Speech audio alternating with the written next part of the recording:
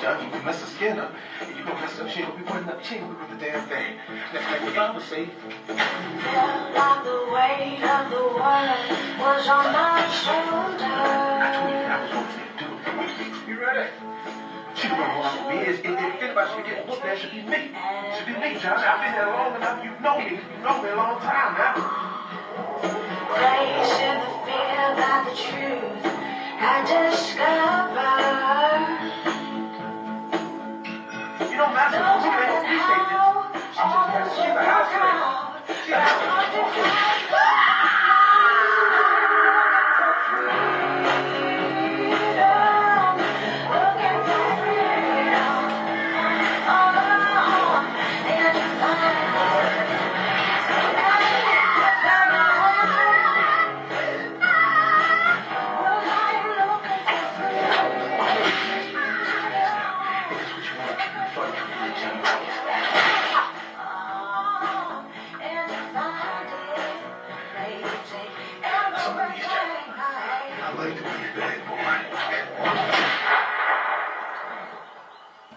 Is that who you was looking for? Yo, that's the answer. Somebody turn on the light. I used to say this. Oh, that. And of course it would be. Are you dating? Good morning. Yes. Yeah, okay, I'll text you.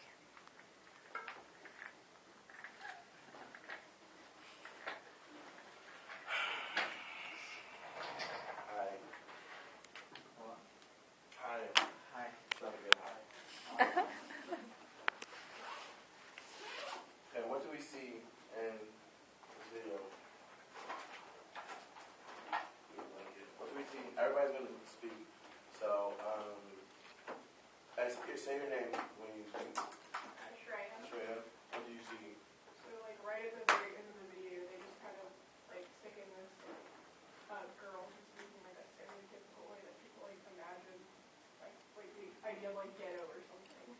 Right, so back in the day, which Wilderson says is not really back, but is still today, right, she speaks as a coon, right, which is a word you should not say to people.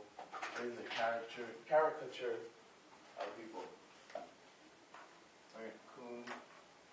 Then there's the mammy. Who knows who Aunt Jemima is? Some syrup? Nobody knows Aunt Jemima syrup? Yeah. Who doesn't know what we're talking about? Okay. See, this is why you do videos. Mammy is the big old, big bosomed woman, head scarf. Who saw The Help?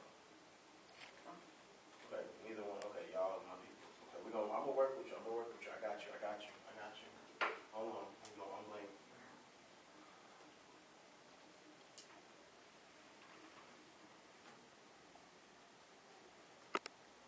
As a man, what's the problem?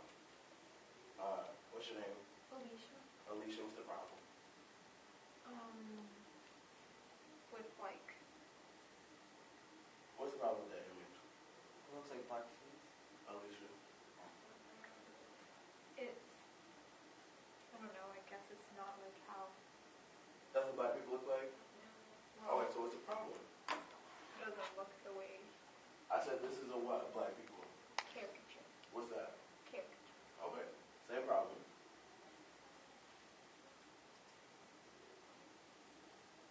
So then, this video produces caricatures of black people. So there's more.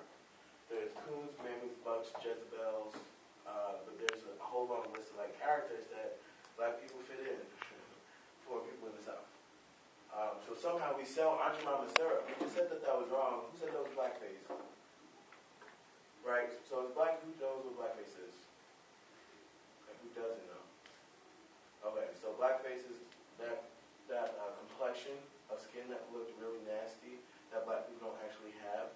White people would burn like plastics and like tar and different things together, and they would wipe it on their face and then put on big red lipstick, and they would dance around and eat watermelon and act like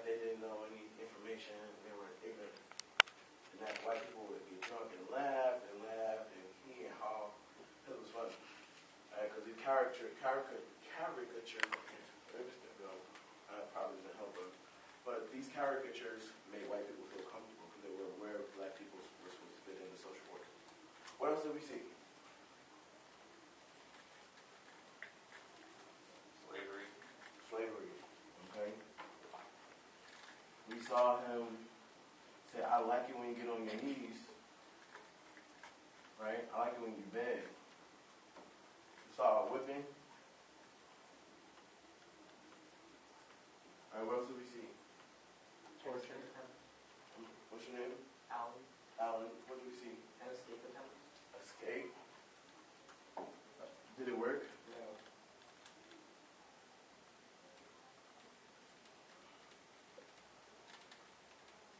So according to the universe of this film, at least so far, and according to Wilderson, all attempts at escape from the plantation will fail. Yes. Like we saw a form of dehumanization. So have dehumanization. So Wilderson doesn't spell human with a little h. He spells human as an ontological category, a category where white people register, right, as human with a capital H. He then calls black people that have been dehumanized into these. So white people shuttle between human, colonizer, and master. But all of these things are the equivalent because they still register as human. The thing that's in charge, the thing to be respected. Then we have slaves, the big S. And then what else do we have? Who knows? Who else was here when the colonizer showed up? The indigenous people. Right.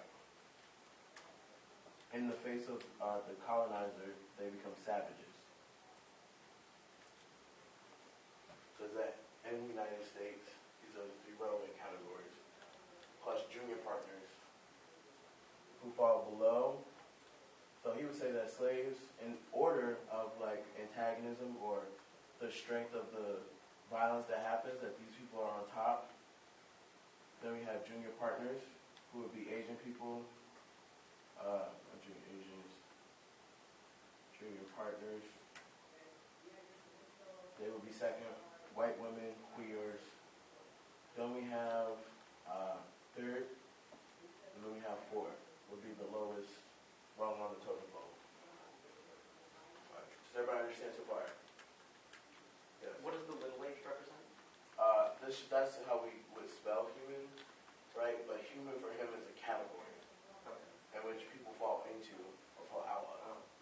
Right? So he doesn't spell with a little h, it's a big H. Right? Slave is a category, right? So when it's with a little s, he's just talking about slavery. And when it's spelled with a big S, then this is the category where black people fit into. Right?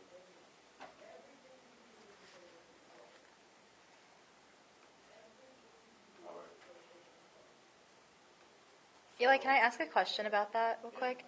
Are the categories fluid or is it? It's a set. Yeah, you can't move in and out of these ontological registers. So there's been a lot of discussion, thanks to Dylan and Tommy Curry, versus what is like ontological versus what is like ontic, so unmoving versus what can move and what can be fluid.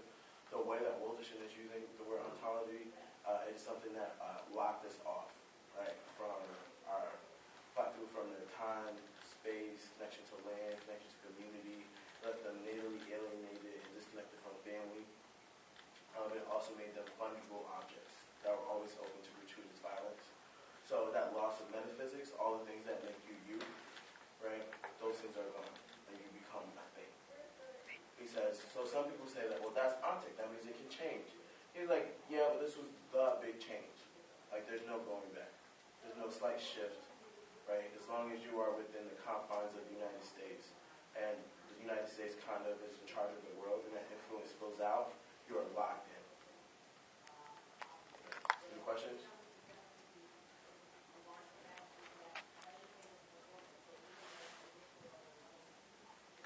Somebody hit the light. Well, actually, can y'all see the screen with the light on?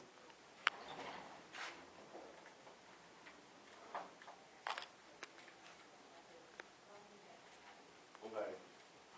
Who's going to volunteer to read for me?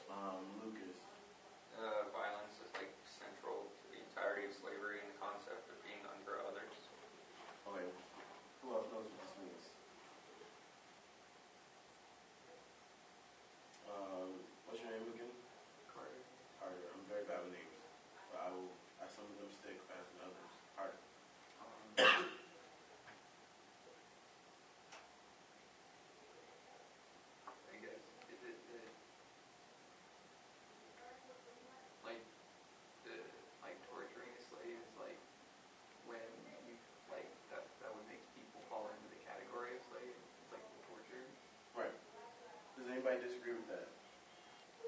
Okay, so really, this gives you a little bit of background about Frederick Douglass. Who knows who Frederick Douglass is? Okay, Danny, you want to tell everybody who he is? So Frederick Douglass was this person that grew up as a slave. So he was born into slavery, and so as he progressed and became an adult,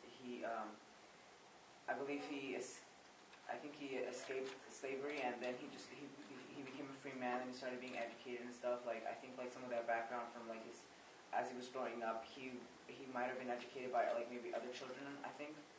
And so then he, as an adult, he went on to education, and now he I'm not too sure, like I'm confused on some of the those people from back then. So That's fair. That's fair. I just want to give people a general sense. I know who Frederick Douglass is. Right. So the bloodstained gate, right? So just like you came in this door, before you came into the door of the camp, before you walked into Kerr Hall, you were just kids in the summer. You walked into Kerr Hall, or you got in the van at the airport, you became students at UNT, right? Does everybody understand that there's a moment, that there's a process that you go through and you become something different, at least at that time? So, Sadiq Hartman's argument is that in the door that black people go through to become themselves, to become slaves, to become things, is pain and suffering. And that is the inaugural moment by which black people are actually born. It is a primal scene, it is original, it is the oldest, it is the most important in understanding the foundations, to understand the origin, to be a slave, and to realize that your existence is only to be subject to violence by others. Okay, so let's go over some vocabulary. Last year I did it with, when I did this lecture last time, I've added stuff, like random words and stuff side of it for the kids that I coach at Stanford. So if there's like weird things like Control F in the book, which we're not reading the book, don't worry about it. Who knows what anti-blackness is? Okay. What if I said you're anti-black? you're against people. Okay. Alright, Shreya, what's anti-blackness? It's the idea of like not like judging based off race if you don't like a certain person, like a certain one. Well, it's a little bit more than race, but it is against people who are black or black-skinned, who has some ideas.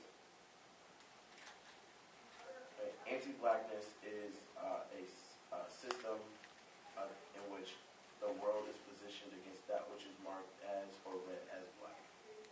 Right? So it is distinct from a social system like racism, where racism can change, it can be anything. Right? Anti-blackness is the greater truth of the world. Right? It is the unspoken rule. And where everything is positioned against that which is marked as black. Right? So in particular instances, other authors have taken this to mean that people can be black-skinned. So when brown folks walk through airports, right, and you're stopped, right, and you're accused of things, and people are looking at you funny, that in that moment you are black-skinned, right? You are treated as something that they can subject to pain and terror, right? But you have the ability to shift in and out of that, right, in different social circles, and you become something different. Wilson's argument is that blacks aren't just black-skinned, they are the black, and that does not change. Okay, what's a conflict?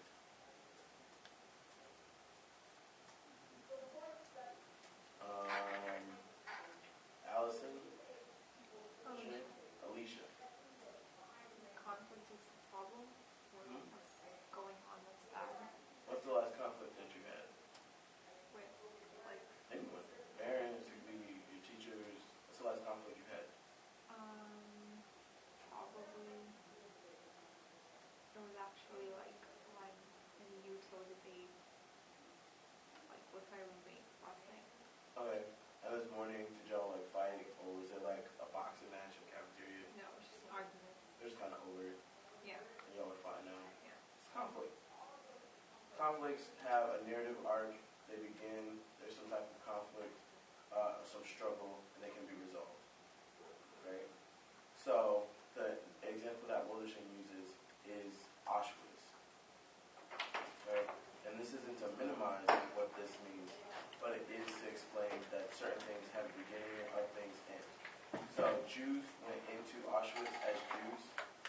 came out as Jews. They still had connection to their history, their people, and they did. Although there was violence going on with their lands, right, in Germany and in other parts of Europe, right, they still were Jews. Does everybody understand that? So he does not intend to minimize the violence that happens, right? So in case of like domestic violence, or in terms of like abuse or anything like that, if they can come to an end, he said that that is just a conflict. It is a squabble between humans, right? Does everybody get that? So the conflicts are temporary. Yes. Yes. But the Jewish conflict hasn't ended? In terms of that event, it did end, right? So, yes, there was a moment of clash between anti-Semites and Jews, right? But now Jews can roam freely, right? And they went through it, right? And they came through out on the other side still as the same people. I think what he means to say is that their heritage was still intact, right? Things that were Jewish in nature were not taken away just because they were Jewish. Yeah, I get that. On one And, side, they still do it. There's just like, I mean, if you've read even a basic, like, Eli Wiesel's book, he didn't come out anywhere near where he was when he came in. But was he still Jewish? Not really. Lost all. Okay, so I mean, he lost so everything. I'm not talking about artifacts. I'm not talking about. No, yeah, I know. I mean, But his identity, could he still have the ability to identify as such? I suppose, yeah, like, Right. ethically, So you could that is say- Wilson's point. His argument is not that violence doesn't happen. It's not that it's not an atrocity, but that it can end. Right? Rituals can be reformed. You might not have the same physical object, but you still know how things to do. You still know the seasons. You still have the ability to recreate families. Right? Even if some members were lost, there's still an ability to come back together. Right? So he's not minimizing it. He's not saying that it wasn't bad. He's just saying that the event of slavery was just different. Right? So a lot of people will be like, oh, Wilderson is anti-Semitic. No. He will very much tell you, right, he did not like that event. Auschwitz, genocide is always bad in his mind. Right? But those are particular conflicts. Those are squabbles between human beings who start as humans, who fight, and end as humans. Okay, so what is an antagonism? Heaven? I believe in antagonism, like in the book, it talks about how, like, I don't want to say creating conflict, but it's like when it doesn't end, like, with one human as another, it ends as someone being lower than what they came into the struggle at. It's something that is much more intense and unending. Right? So there's an antagonism between the slave, i.e. black people, in the world, i.e. America, i.e. civil society, notions of good and like civility and humanness, hospitality. Black people are opposed. When we think of black people, we are opposed to all of these different things. Okay. What is ontology? Yeah, what's your name again? Alan, Alan. the study of the nature of being. Right. So ontology is a question of who we are. Right. What is it that makes us up? Right. As a question of not just what is our name, right? Where do we come from? But what is the thing that all of these things make when we put them together? Right. In terms of metaphysical sense, a spiritual sense, things that are more than physical that you can't put your finger on. What is flesh? The physical. Yes. So flesh is the physical component, but Wilderson says since blacks have had their metaphysics removed, they are simply flesh, right? They're objects. They've gone through the bloodstained gate and they just become things. They're not people, right? They're just flesh. Right? So a lot of times when people hear you say, oh, the black body, because they're just body, they're not person. Yes. During what era was Wilderson alive? Wilderson actually fought during apartheid in South Africa. So this is what this year was what the 20th anniversary of that. So he's I think like 56 years old. When you meet him, it's weird because he's like, "Hi, I'm Frank. Would like to speak to you about Afropessimism." But then you read like his memoir and you read about him and hear about him. He was like pushing people off buildings, blowing stuff up, and like shooting people. And then he went, "Hi." He was like, "Oh, you crazy."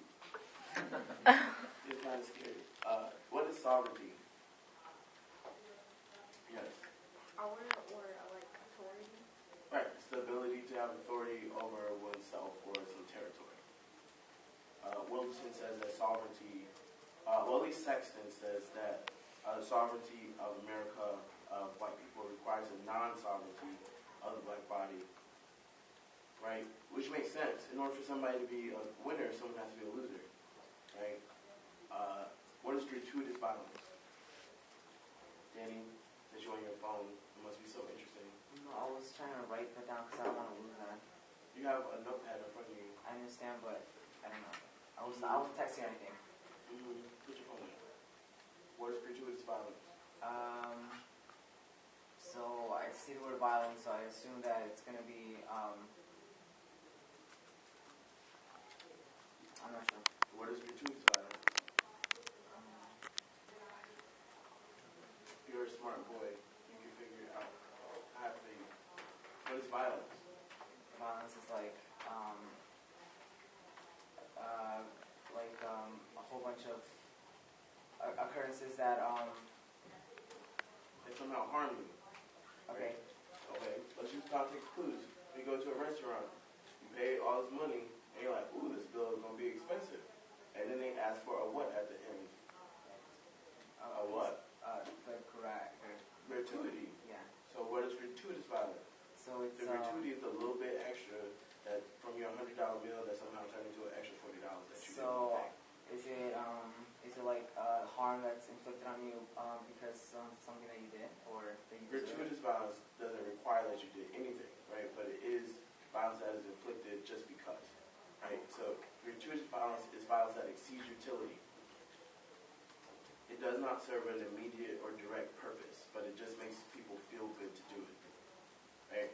So who knows what lynching is? Okay, so when black people were lynched, they were usually dragged through the woods. They let dogs bite their bodies. They would beat them, pull out their eyeballs, castrate them, cut their toes off while they were still alive. All of these things while they were hanging from trees.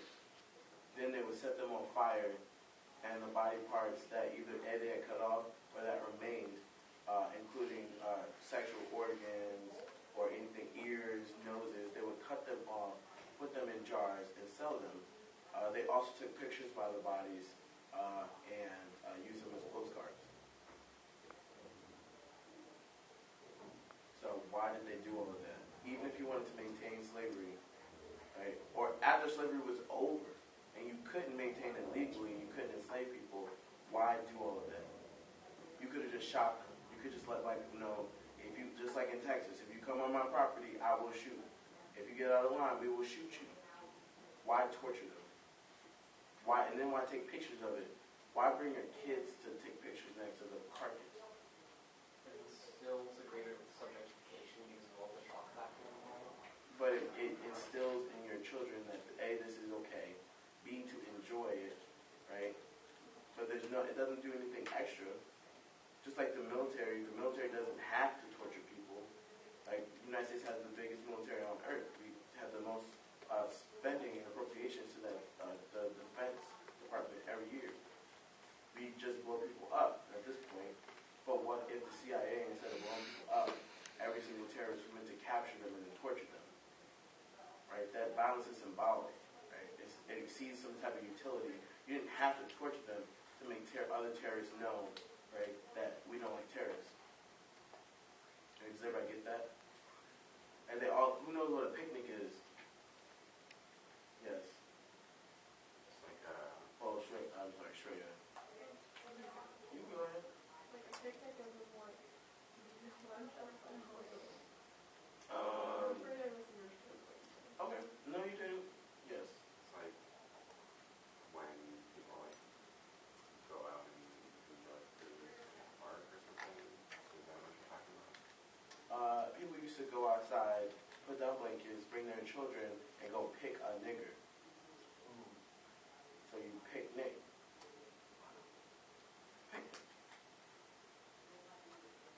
See? And then the picnic might turn into a luncheon. People get Uncle Bob and get drunk. They're going to have a good time. And then it's just a thing. And you buy your souvenir and you place it on your mantle and you just walk around it. What is a slave?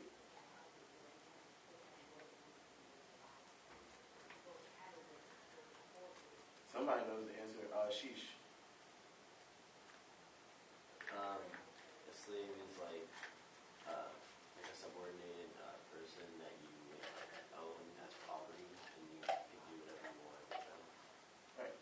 So Wilderson says that a slave is an ontological category, right, that expresses absolute subjection.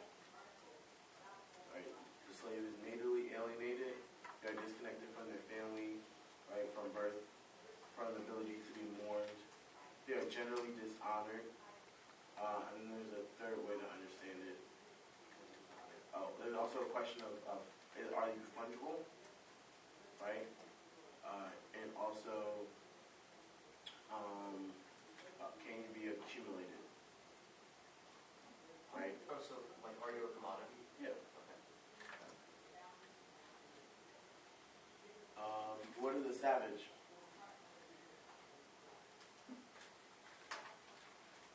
Who's the savage? Black people? Mm-hmm. Yeah. So why everybody's like, I don't know. When 5 minutes ago, everybody knew, right? So savages, there's an antagonism also against the savage or Native Americans because of the genocide that occurred, right? So genocides, regardless of who they happen to, right? Wilson thinks they are bad, right? But he says it is less intense, right? Because natives still have some sovereignty left. They still have some sovereign lands. They still have casinos and blood quantums, and have the ability to decide who is a member, who isn't a member. They still have some control over their social group. Does everybody get that? So, like recently, like who knows what a freeman is? In the term of like slavery time, a man who's freed from slavery or woman or. So they would go, and some of them joined in with Native Americans. But then recently, Native Americans have decided, well, we don't want you to be a member anymore. So like black people have been kicked out of a lot. So people that are either descendants of just black people, but who are considered part of the tribe, or who are interracial, right? They've been kicked out of the tribe because they did not have enough Native American blood, right? So even somewhat sovereign Native Americans can commit violence against the slave. What is a settler?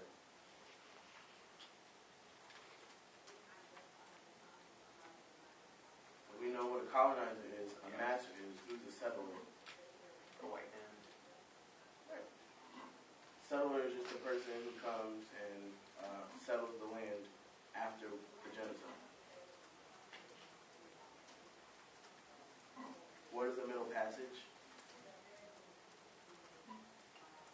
Come on. Yes. It was the route taken to transport slaves from Africa to Europe. Right. So Wilderson says that slaves, the reason why the antagonism is so much more intense, right, is all the things we've talked about, but the processes by which metaphysics were ripped away from black people was the Middle Passage itself. Right? Yes. Is that why there's a difference between slavery in America and slavery in other parts of Europe, or is it the same type of antagonism? No, it's distinct. So, like, even in African cultures, so people will say, oh my God, even black people used to enslave themselves too. You know, black people had slaves, and black people were like, they worked on the plantation, and they owned slaves in America. The system of slavery that existed in all other places of the world was completely different, right? Slaves were considered part of the family in some parts of the world. They also had rights. They also had the ability, right, to leave slavery, and they could sometimes marry into the family that owned them, or go off when they were freed. The family would give them money, right? So yes, it's really messed up to attempt to own other people, but those people did not. Even in some European countries, right, where there was slavery, it was not the same thing as chattel slavery, right? Where you merely became a commodity, you ripped families apart. They were open to all types of violence because sometimes, who's heard of the Zong? The Zong was a slave ship where they decided to kill the slaves because the way that insurance works, they were worth more money dead than they were worth as actual sellable commodities. Right, so there's a lot of math and explanation of like insurance and calculation involved, but they killed some of the because they were just like, well, we can get more money from our insurance than to let you live, even if we sold you.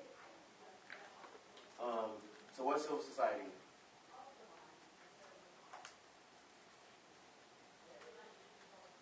Anybody having? What's civil society? Right. So civil society is the place where humans exist, right, and where they are in charge. So like we talked about before, questions of civility, questions of humanness, questions of safety, questions of on every level that you can imagine, right? All the things that are positive is civil society. So the state, right, the idea of reform, the idea of change, the idea of narratives, the idea of social identities, those all belong to civil society, right? The world itself. But the world is an antagonism against the slave because the slave does not have access to any of these things. Right? So you can be black and queer, but the police are going to shoot you because you're a nigga. You can be black and the president, and you can start a Twitter page, and people are going to send you images of ropes around your neck. Did anybody see that? Right, so Obama, who knows Obama just started Twitter, like, about a month ago. He broke Twitter, like, the same way that Kim Kardashian does, but he did it very differently. People started, who remembers, like, his posters that was, like, Obama, people, like, changed their profile pictures, it was kind of, like, brownish, like, red and blue, and everybody was doing the Obama filter. Okay, well, somebody did that same filter, and they put his neck to the side and put a rope, and it was like Obama. And people started tweeting about how he was a nigger, and all types of derogatory comments, and things that they would do to him, just because. So, yes. So the argument that says that commodification is the root of like this type of antagonism, would that not be true according to Wilderson because it is violence that creates the antagonism, Yes. not the commodification? So the part we're actually going to get to now is about, we don't have as long for this as we did last year. Oh. I feel like I had like an hour and a half last year. So we're going to skip over some of these words. We've really gone over them somewhat. We're actually going to go over right now why the idea like that capitalism or that the desire for money doesn't actually answer the question of why we use slaves. Who's going to read this? Danny. Semiotics and linguistic teach us when we speak, our grammar goes unspoken. Our grammar is assumed. It is a structure, though, which the labor of speech is possible. Likewise, the grammar of political ethics, the grammar of assumptions regarding the ontology of suffering, which underwrites political discourse and which underwrites cinematic speech. It is also unspoken. This notwithstanding film theory, a political discourse, the cinema assumes that the ontology grammar is structure of suffering, and this of the suffering crowd out others, regardless of the sentiment of the film in the spirit of the unity mobilized by the political discourse in question. To put a finger point on it, structures of ontology suffering stand in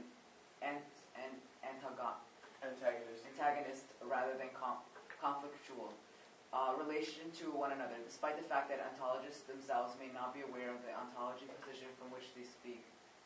Right. So that was just a lot of big words to say what? Yes.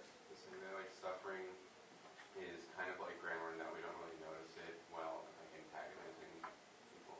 Well, that is a rule. So how many of you have wrote an essay last year? Now, how many of you got 100% on every essay? Right? Because somehow your essay broke the rules of writing. There's grammar, there's syntax, there's things that you're being graded on, content. Right? But these rules are unspoken. Every time you write, you don't say, and period. Now sentence begin. Sentence start, comma. Right? These aren't rules that you say to yourself and re-explain to yourself. They've been ingrained in you. Right? That is what Wilson says that violence is. There is a grammar of suffering. There's an unspoken rule. Right? Yes? Is that rule specifically against the African American community? Yes. But if it's unspoken, how do you get to it? How do you understand it? Where does it come from? How does Wilderson figure this out? How does he come to his conclusions? Experience. Nope. He says your experience, particular experiences don't matter because there's a truth to the world. Right? So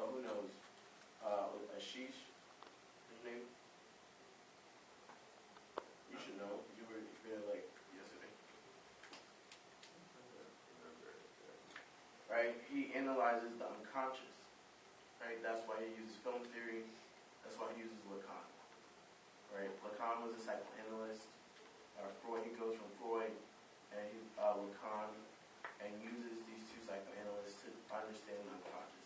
He wants to get up into your mind, right? What are the things that we think of when we think of the word black, right? Everyone can name something. I say black cats, which are Babylon. Evan? Black market, which is the illegal market.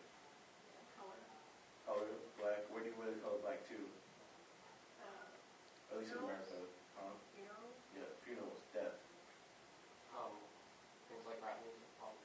Rap music. So when we think of black, what kind of rap music do you think of? The name of rapper you think of when I say black? Kendrick Lamar. Okay. Color. Color. Yes, it's a color. But what's something that is black? I guess like things that are generally like scary.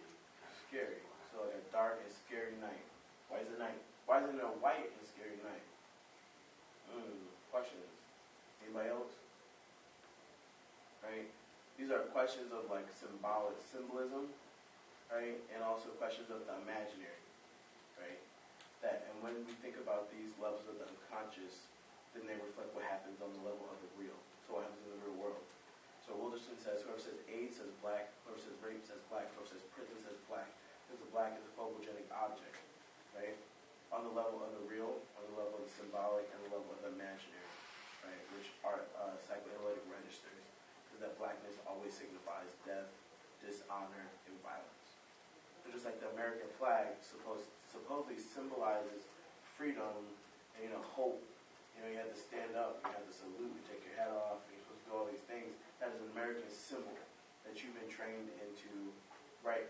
Everybody goes through an indoctrination phase, whether it's religion or your country or your job or school, right? In America, you've been indoctrinated, so this symbol means something to you subconsciously, right? Or at least some people say there's no such thing as a subconscious, but that is what those who are psychoanalysts will say. So I'm going to watch a few clips. It's one of my favorite poems. I think it speaks to what Wilderson. So I'm driving down the street with my 4-year-old nephew. He knocking back a juice box, me a Snapple. Today, y'all, we are doing manly shit. I love watching the way his mind works. He asks a million questions. Uncle, why is the sky blue? Uncle, how do cars go? Uncle, why don't dogs talk? Uncle, uncle, uncle. He asks uncle, uncle, uncle. He asks uncle, uncle, uncle, as if his voice box is a work record. I try my best to answer every question I do. I say it's because the way the sun lights up the outer space is because engines make the wheels go. It's because their minds aren't quite like ours. I say yes, no, no, yes, no, yes, no. I don't know. Who knows? Maybe. We laugh. He smiles, looks out the window, spots a cop car, drops his seat and says, "Oh man, Uncle, 5-0, we gotta hide." I'll be honest. Not happy with the way we raise our black boys. Don't like the fact that he learned to hide from the cops well before he knew how to read. Angrier that his survival depends more on his ability to deal with authorities than it does his own literacy. Get up, I yell at him. In this car, in this family, we are not afraid of the law. I wonder if he can hear the uncertainty in my voice. It's today the day he learns that Uncle is willing to lie to him.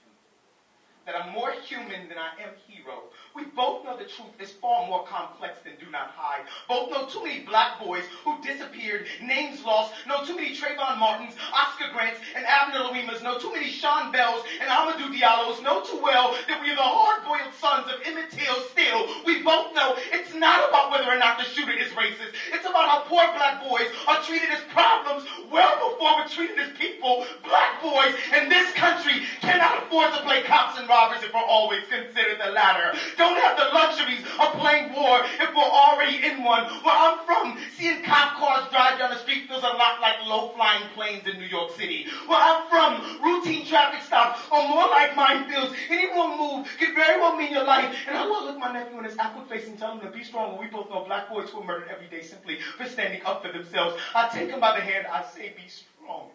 I tell him, I say be smart. Be kind and polite. Know your laws. Be aware of how quickly your hand moves to pocket for wallet or ID. Be more aware of how quickly an officer's hand moves to holster for gun. Be black. Be a boy. Have fun. Because this world will force you to become a man far more quickly than you'll ever have to need to. He lets go of my hand, but Uncle, he asks, Uncle, what happens if the cop is really me? And it scares me to know that he, like so many other black boys, is getting ready for a war I can't prepare him for. Wait, so what do we see in this poem, or hear, or think of, right, in context of the things that we've already talked about? Did anybody like the poem? Okay. Did anybody dislike it? Okay. So what was in it? What was he saying?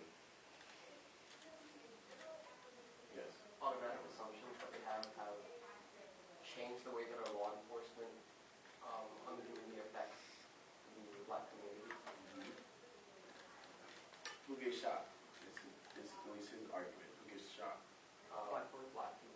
Black people. Who gets treated as problems before their people? Black boys.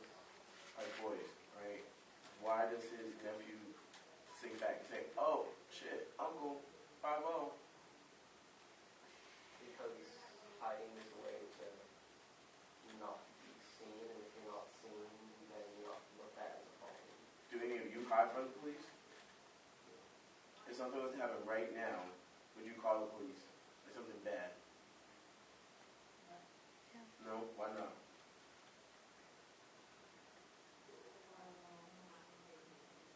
When I say police, what's the first word that comes to your mind? Cop. Police. North PD. What do you think of? Somebody I don't know with. Why? Because I'd rather deal with the situation that's going on now than resort into like something that I can't, like I can handle the situation more than I can handle a cop. So in some communities, people don't like the police. They don't trust the police. They don't, as Evan put it, mess with, in better language, with the police. But why is that? Why is he ambivalent? Why does she not mess with them? Why? Right, Aunt Hester speaks to the truth of it. There's a gate. Why does she not mess with him? He's ambivalent about him. Heaven? Because I guess like in the story, like when it comes with police and black people, it's never something that comes out. Something like the true like father in her story. It's always like the image builds between my mom and the Michael Brown and stuff like that. Does everybody understand that? So the Baltimore protests, which turned into riots because drunk white people came along and started messing with them and throwing things at them and hitting them with chairs, right? And then the police decided that they were going to crack down. So then there was a conflict between the police and the protesters, right? Why were they protesting? Because of police brutality. Right. So does everybody really understand what's going on so far? He's talking about the grim of suffering. Even as a child, right, his nephew has to be subject to violence. That is what creates him, and that is what moves him.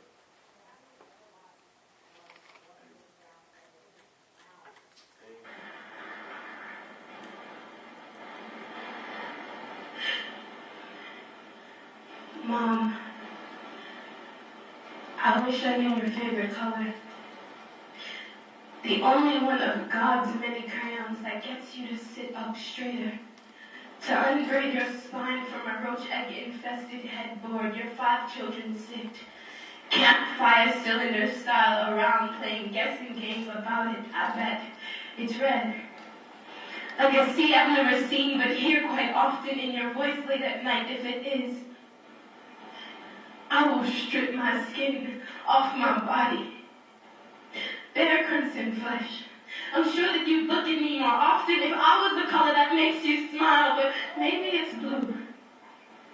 A skylight shade that can only be achieved by swallowing the saltiest sea. I will drown in the Pacific Ocean for a kiss on my corpse cheek because I often forget you have lips.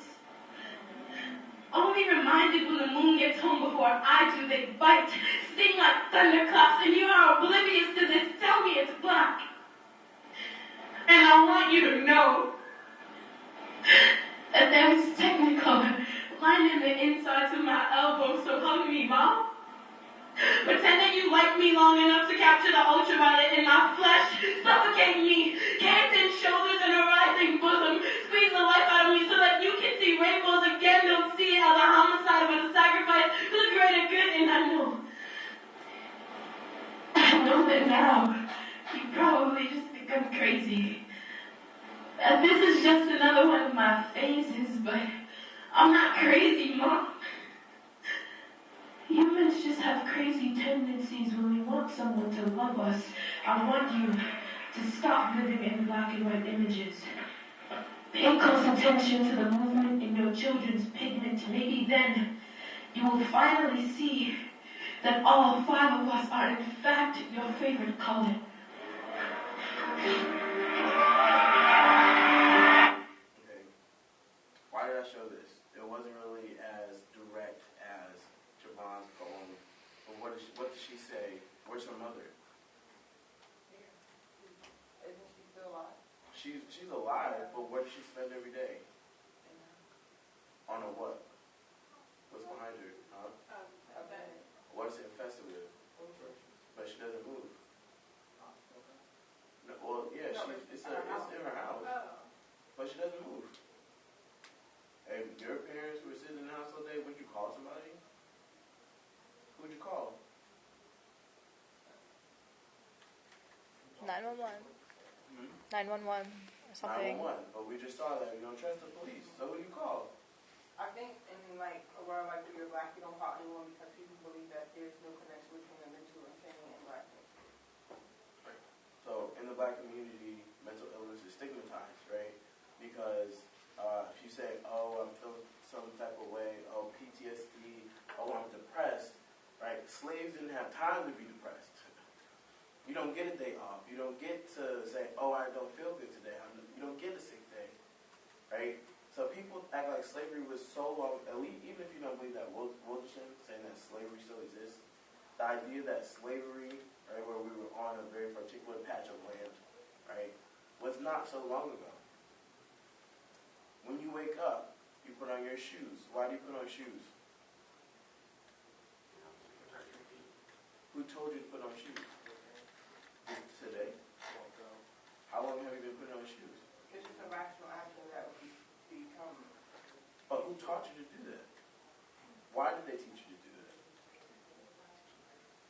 Well, who taught them? Their parents. And who taught them? Parents. So if slaves, right, not even, for some people, not even 150 years ago, taught their children you cannot get sick, you cannot be depressed, despite the fact that your child was just killed in front of you, despite the fact that your husband was just assaulted and pulled apart by 2 horses, you do not get a sick day. What do you teach your children? And they teach their children, and you got 150 years later, the same thing. Right? So the legacy of slavery still exists today, even if you want to look at it as a sociological problem. Right? That is what Wilderson is trying to get at. It is not over, it is just different. Right? Does anybody not understand that? We're going to look at one more clip. Hopefully the video is still up.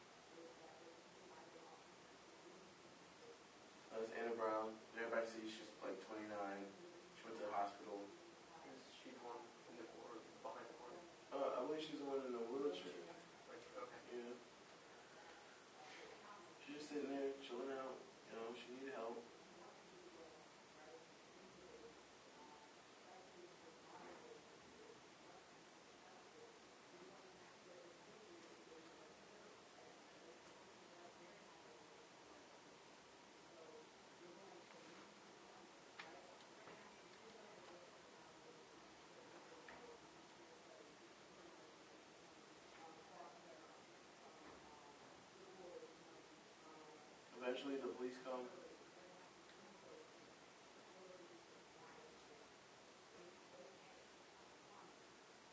They take her out of the hospital, drag her out of the hospital.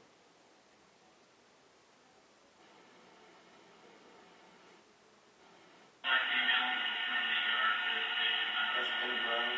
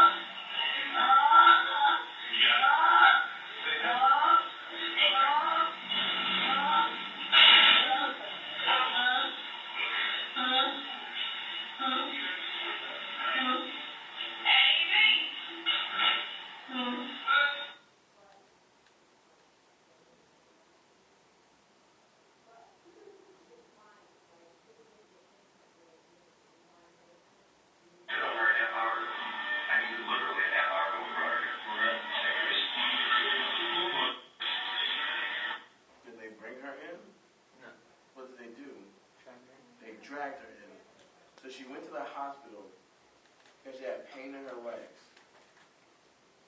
Right? She was sick. She wanted a doctor. They told her, you're not really sick. You're just loitering, which is to criminalize her, right? Which psychoanalysts would say is to mark her as symbolically or on the imaginary. She would become criminal. She would become death. She would become crime. Right? They call the police. She says to the police, well, I'll go. Just give me a wheelchair. We don't have those. So they don't help her out of the car. He flips her out of the car and throws her on her face. They drag her into a jail cell while she is crying and moaning. Right? And then she dies. And they try to take her back to the same hospital she left. So, y'all, some people, yes, this was terrible. This might not happen to every black person every day, but slaves can get beat every day.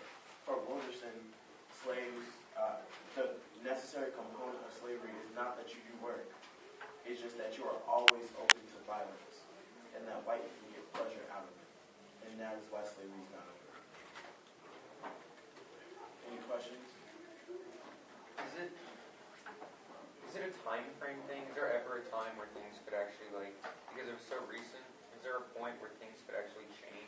Wilderson says no, right? Because slavery or violence to black people doesn't happen because it's useful. Did those cops get more money? Did they get a raise later? Did their boss buy them drinks after? They did it because they enjoyed it. Because why did the hospital workers call the police when sick people go to hospitals? Right? How many people go to hospitals and they're like, I'm not sure what's wrong with me. I know I have pain. And the doctors work to try to figure out what is wrong with you. Well, not in this instance and not in a lot of other instances. Right? Because she's a criminal. Because she's a nigger. So does anybody have any questions? Yeah.